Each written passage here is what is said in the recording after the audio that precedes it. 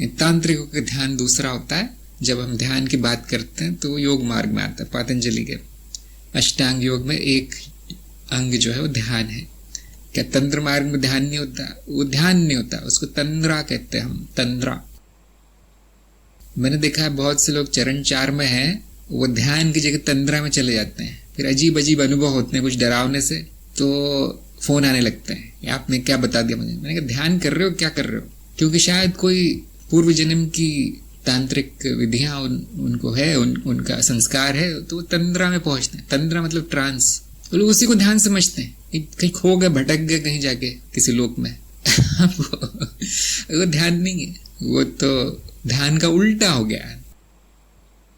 ध्यान वो है जहां संपूर्ण चित्त का एक कहते ना लेंस की तरह एक ही जगह पर, एक ही अनुभव पर केंद्रित है। संपूर्ण चित्त आपका एक ही अनुभव पर केंद्रित है। कोई भी अनुभव ले लीजिए, वो चित्र रख लीजिए सामने, मोमबत्ती रख लीजिए, दिया रख लीजिए, या तो अपने शरीर की किसी अवस्था पे, मुद्रा पे, या तो मानसिक किसी अवस्था पे, जो कानों में आवाज है उस पे, या मन में जो कल्पना है उस पे, वो कोई भी वस्तु ले लीजिए, भौतिक मानसिक सब वस्तु एक ही है, आप तो जानते हैं, सभी अनुभव एक ही है, और सारा का सारा ध्यान केंद्रित कीजिए उस पे।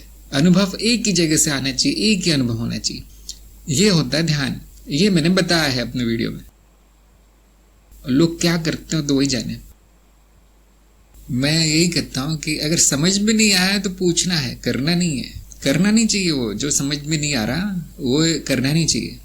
और मैंने जो फल बताए हैं, अगर वो फल नहीं आ रहे तो मतलब दोष आ गया उसमें, न ध्यान समझ में आया न चेतना समझ में आई। और ये कितनी देर करना है आपको ध्यान? मैंने देखा 15 मिनट से ज्यादा करने में कोई लाभ नहीं है, बोर हो जाते हैं उसके बाद।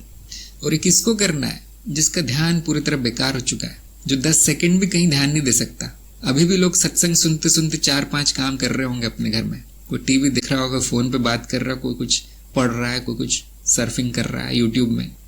ये उनका ध्यान है। तो ऐसे लोगों को वो बताया गया है, थोड़ी सी अनुशासित करने, अपने चित्त को अनुशासित करने का थोड़ा सा मैंने दिया है। जो योग मार्ग में वो 8-8 घंटे ध्यान करते हैं, क्योंकि वो योग मार्ग है, योग अनुशासन का मार्ग है। पतंजलि शुरू ही करते हैं साहब, जो योग सूत्र है वो कैसे शुरू हुआ है? अथ योग अनुशासन, योग का जो अनुशासन है बताया जा रहा है।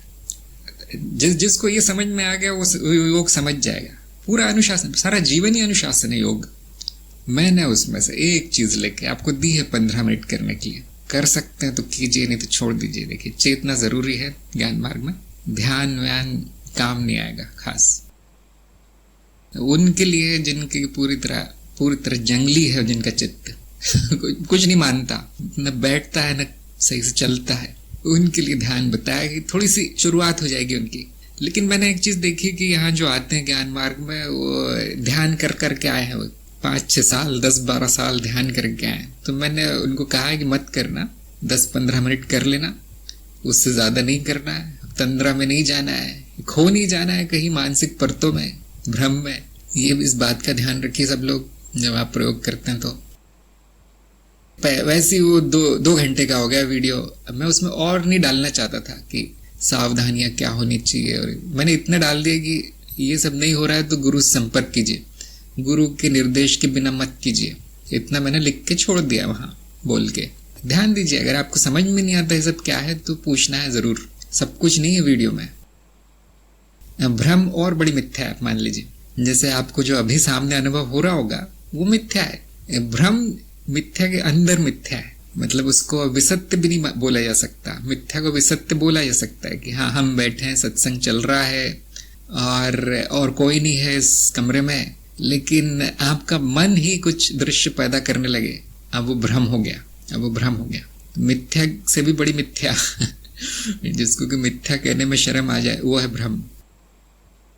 इस तरह का उनको हो सकता है जिनकी मानसिक स्थिति ठीक ना हो, उनको ये अक्सर होता है। जिनमें अशुद्धियां हैं, तरह तरह की डर है, और जिनको मैं और चित्त में फर्क नहीं पता चला अभी तक, आत्मज्ञान हुआ नहीं है अच्छे से। मैंने देखा है लोग ध्यान करते हैं 2-2, 3-3 घंटे, आत्मज्ञान उनको हुआ नहीं है, शून्य है। अब जो भी चल रहा है मन में वो उनको मैं ही मान लेते हैं। अच्छा, मुझे प्रकाश दिखाई दिया, यही तो आत्मा है बोलेंगे, यही तो भगवान है। अच्छा, ये आवाज आ गई, अच्छा ये तो मेरी आत्मा की आवाज है तो आत्मज्ञान नहीं हुआ तो आप कितनी भी साधना कर लीजिए, भ्रम है, भ्रामक है। इसलिए मैं किसी को, इसलिए ज्ञान मार्ग में कोई साधना है ही नहीं। आत्मज्ञान के बाद आदमी साधना क्या करेगा? सब कुछ तो मिथ्या है। और आत्मज्ञान के पहले जो साधना की गई वो किस काम की? अनुशासन के अलावा कोई और उसका महत्व नहीं है। न उससे ज्ञान होगा न प्रगति होगी। ध्यान दीजिए, जिसकी बुद्धि चल रही है ये समझ सकता है बात अच्छे से। जो नए नए आए हैं उनको दे दिया जाता है थोड़ा, चलो करो भाई तुम, अच्छा 25 साल के ही हो, अच्छा 10 साल तक ये ध्यान करो, ये जाप करो, ये माला लो, बैठ जाओ, इस तरह से चक्रों पे ध्यान करो, अनुशासन कर लो, थोड़ा सा खाना पीना ठीक कर लो, अशुद्धियां दूर कर लो, इसको बोल दिया जाता है। ज्ञान मार्ग में तो ये भी नहीं बोला जाता। बहुत से लोग आते हैं इस तरह से, पूरी तरह अशुद्ध है उनका चित्त, मैं उनको कुछ नहीं बताता। मैं कभी कभी बोलता हूँ, देखो शुद्धिकरण कर लो, इतना बोलता हूँ। कोई करता नहीं, मैं जानता हूँ। खास तौर से मेरे बोलने से कोई नहीं करता, क्योंकि उनको पता है कि यहाँ तो कुछ मिलेगा नहीं मुझे, ये तो ज्ञान मार्गी है, तो वो करते नहीं है। लेकिन मैं केवल इतना कहता हूँ कि रुक जाओ, इतना ही कहता हूँ मैं, रुक जाओ, इतने साल रुक जाओ, उतने साल रुक जाओ, इतनी आयु तक रुक जाओ। जिनकी आयु ज्यादा हो गई है उनको भी कुछ समय दिया जाता है कि रुक जाओ, हो सकता है कि कुछ मिल जाए, अशुद्धियां चली जाए। ध्यान करना है गुरुजी में, नहीं ध्यान मत करना, कुंडली नहीं, वो भी मत करना, वो हिमालय में जाना है वहां भी मत जाना, मंदिर में वो भी मत करना। तो ऐसा आदमी जो है मुझसे बात ही नहीं करता फिर। क्यों? किसी की बुद्धि इतनी जागृत नहीं है कि वो समझ भी पाए कि ऐसा क्यों बोला गया है। नहीं, मेरी तो नौकरी नहीं है, मेरी तो छोकरी भी नहीं है, मेरी तो बच्चे भी नहीं है। मैंने कहा इच्छा है, हाँ तो जाओ वो करो पहले। वो सोचते हैं तो गुरु आध्यात्मिक नहीं है, इन गुरु को तो अध्यात्म के पीछे पड़ जाना चाहिए था हाथ धो के, इन्होंने तो मुझे संसार में भेज दिया। तो देखिए फिर मैं गुरु नहीं हूं फिर, क्योंकि उसको नहीं समझ में आ रही ये बात। उसने मेरी बात मानी नहीं, सोचा भी नहीं, यहाँ तक कि पूछा भी नहीं कि क्यों बोला गुरुजी आपने, क्यों बोला ऐसा, पूछते भी नहीं हो। नहीं ठीक है, आपने जो बोला है वो ठीक है, लेकिन मैं वो करूंगा जो मुझे पसंद है। नहीं आप मेरे गुरु है, अच्छा तो मान लो बात, नहीं मैं वही करूंगा जो मुझे पसंद है। अच्छा तो करो, फिर पूछना मत मुझे। तो इस तरह से मैंने देखा है होता है, और इस तरह की साधना का फल शून्य आता है। या तो कोई नुकसान कर लेगा वो आदमी अपना, कोई ना कोई मानसिक शारीरिक नुकसान कर लेगा वो। तो जब मुझे ऐसा अंदेशा हो जाता है कि यहाँ कुछ बम फूटने वाला है, तो मैं पहले वहां से निकल जाता हूँ। मेरे ऊपर नहीं आना चाहिए। इन्होंने बताया था ये ध्यान करने को, अब मैंने कर लिया और अब ऐसा हो गया। अब मैं जहां भी जाता हूँ गिर पड़ता हूँ क्योंकि ध्यान हो जाता है। मैंने कहा ये कौन सा ध्यान है? ये कौन सा ध्यान है? न गाड़ी चला पाता है अच्छे से, न बाइक चला पाता है, न नौकरी कर पाता है वो, न घर में कोई उससे उसका आदर है, लोग पागल समझते हैं उसे। तो मैंने कहा ये स्थिति आई है, आप ही कर्मों से आई है। मैंने कहा था रुक जाओ, तो रुके क्यों नहीं? नहीं मैं ही गुरु हूं। अच्छा ठीक है, खुद ही ढूंढ लो फिर उपाय। ध्यान दीजिए इस बात पे, आत्मज्ञान के बिना हर साधना बेकार सी है, खास तौर से वो जो गुरु ने नहीं बताई है। और आत्मज्ञान के बाद हर साधना बेकार सी है। साक्षी भाव बस हर जगह लिख के रख लीजिए बस, कि मैं अनुभव करता हूं, मैं शिव हूं, मैं ब्रह्म हूं, जो नाम पसंद हो आप, मैं दृष्टा हूं, मैं साक्षी हूं, मैं शून्यता हूं, कुछ भी लिख लीजिए। बुद्ध की मूर्ति लगा दीजिए, जिसकी मूर्ति पसंद हो आपको लगा लीजिए, मूर्ति पूजा कर लीजिए। आत्मज्ञान के बाद तो 100 खून माफ है। तो ये है इसका निचोड़। हाँ, आपको प्रयोग दिए गए हैं, वो पूरी तरह से साक्षी भाव में आने के लिए है प्रयोग। अगर वो नहीं हो रहा है तो नहीं करना है। फिर अगर आपको पता नहीं चल रहा है तो नहीं करना है, फिर वो प्रयोग नहीं करना है। आत्मज्ञान पे ध्यान देना है, मैं कौन हूं, आत्मविचार। अगर आपको पता नहीं चलता कि तंद्रा क्या है, निंद्रा क्या है, और ध्यान क्या है, और समाधि क्या है, नहीं करना है फिर, क्योंकि ज्ञान मार्ग नहीं है। मैं वहां नहीं हूं, आप आश्रम में नहीं है, तो संभव नहीं है ना। टेलीग्राम पे ज्ञान मार्ग संभव है, योग संभव नहीं है, तंत्र संभव नहीं है। उसके लिए गुरु के सामने बैठना जरूरी है। आपकी आंखों को देख के, आपके हाव भाव को देख के, या आप जो भी बोलते हो सुन के गुरु बता सकता है क्या हो रहा है। ये ऐसा यहाँ पर नहीं हो सकता, ज्ञान मार्ग में ऐसा होता नहीं।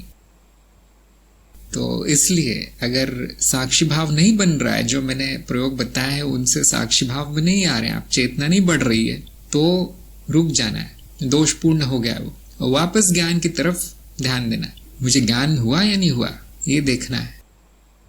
अगर आपको आत्मज्ञान हो गया है और चित्त वृत्ति वैसी चल रही है, पुरानी है, तो मतलब अशुद्धि है वहां। चित्त वृत्ति आके ढक देती है सारी की सारी चेतना को, आप बार बार भूल जाते हो। तो हम कहते हैं वहां कोई अशुद्धि है, कुछ कारण है जिसकी वजह से आप साक्षी भाव बन नहीं पा रहा है, तब जरूरी है। इसको मैंने कहा चेतना शुद्धि। तब आपको थोड़ा प्रयास करना पड़ेगा। प्रयास इसके लिए नहीं करना पड़ता कि चेतना आ जाए, प्रयास इसके लिए नहीं करना पड़ता है कि वो अशुद्धि चली जाए या कम हो जाए थोड़ी। अब मैंने एक चीज देखी कि चेतना से ही अशुद्धि कम हो जाती है। अगर आप थोड़ी देर चेतना का स्वाद चख लें तो चित्त को इतना अच्छा लगता है कि वो अपनी अशुद्धियां छोड़ देता है, अपना खुद सुधार कर लेता है। शक्ति चित्त में बहुत है, चित्त की शक्ति बहुत है, देवी चित्त रूप में प्रकट है, तो वो कर लेती है। लेकिन हो नहीं रहा है तो फिर गुरु से थोड़ी सलाह लेनी चाहिए कि हो नहीं रहा है मुझसे, तो वहां पे कुछ उपाय किया जा सकता है। सबके लिए एक उपाय नहीं है, इसलिए मैं बताता नहीं हूँ, है ना। वहां पे वीडियो में मैंने चेतना शुद्धि की वीडियो में काफी उपाय बताए, लेकिन हो सकता है कि वो सब बेकार हो आपके लिए, क्योंकि आपकी अशुद्धि कुछ उस तरह की है, उपाय किसी और की चीज के लिए बताया गया है, तो इसलिए वो सबको नहीं बताया जाता। तो आपको किस तरह की शुद्धि की आवश्यकता है, कैसे पता चलेगा, कैसे पता चलेगा, बहुत अच्छा प्रश्न है।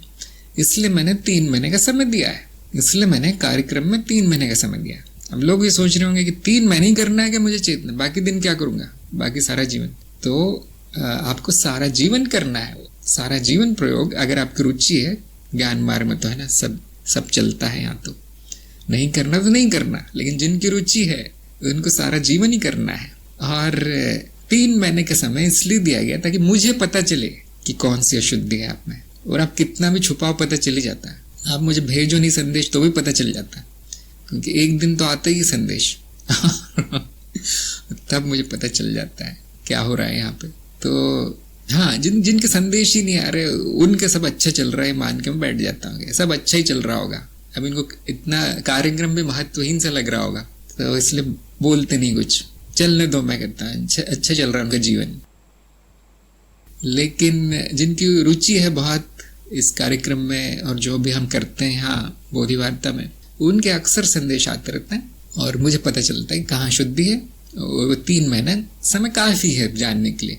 जो ईमानदारी से प्रयोग कर रहा है रोज, और जो ईमानदारी से मुझे बता रहा है, वो उसका बहुत लाभ होने वाला है। तो बाकियों का मैं कह नहीं सकता उनको कितनी जरूरत है। और आप खुद पता लगा सकते हैं मेरी चेतना क्यों नहीं रुकती, कौन सी घटना है जिसकी वजह से मेरी चेतना जाती है, और कौन सी इच्छा है इतनी बलवती है जो चेतना को बाहर ले जाती है अपने साथ। ये आप खुद भी देख सकते हैं, और मुझसे थोड़ी चर्चा कर लीजिए इस बारे में। क्या करूं अब मैं, कुछ उपाय करेंगे। कोई उपाय नहीं होता तो हम क्या करते हैं, फाइल भेजी जाती है आपकी। कुछ लोग किया है मैंने, उनके 2-3 दिन में ही परिणाम दिख जाते हैं उनको तो अशुद्धियां स्वयं ही दूर करनी है। आपको थोड़ी बहुत साथ मिलेगी इसमें, आपको बताया जाएगा क्या अशुद्धि है, कब है, क्यों है। यही हमारे कार्यक्रम का लक्ष्य है ना। कार्यक्रम में आप क्यों आए हैं, सहायता लेने के लिए आए हैं, नहीं तो ये सब चीजें कर सकते थे आप, लेकिन फिर इतने दिन लग जाते उसमें कि कुछ कह नहीं सकते।